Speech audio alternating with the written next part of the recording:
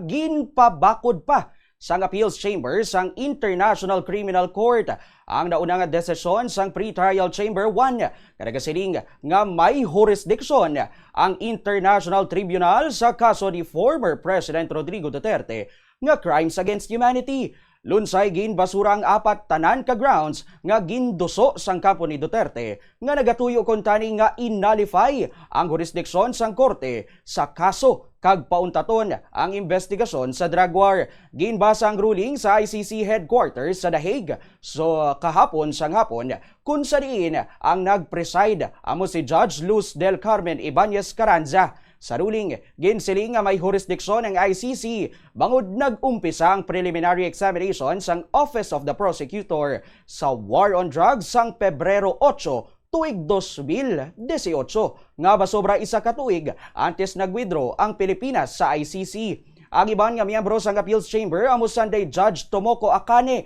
Judge Solomi Balungi Bosa, Judge Gocha Lord Kipanidze kag Judge Erdene Balsuren Damdin. Ini nga ruling nagakahulugan nga magapadayon ng proceedings sa kaso ni Duterte, lakip na ang ginabantayan nga desisyon sang Pre-Trial Chamber 1. Sa among nga desisyon sang PTC 1, may baloan kung ikumpirma ang charges batok kay Duterte. Kung ma-confirm, ipasaka ini sa trial chamber. Wala nagtambong si Duterte sa hearing o kung sa hearing sa kahapon nga adlaw matapos nga gin-request sini nga i-waive ang iya appearance.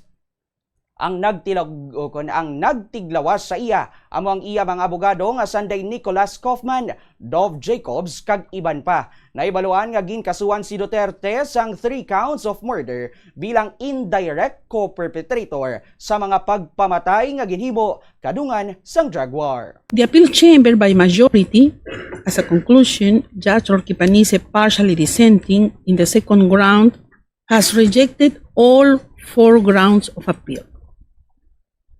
Having rejected the entire appeal, the appeals chamber considers that the defense request for the immediate and unconditional release of Mr. Duterte is moot. In the appeal pursuant to Article 82(1)(a) of the statute, the appeals chamber may confirm, reverse, or amend the decision appealed. In the present case, the appeals chamber by majority confirms the impugned decision. Judge Lord Kipanidze appends a partially dissenting opinion. This brings us to the end of the summary of the appeals chamber's judgment of today.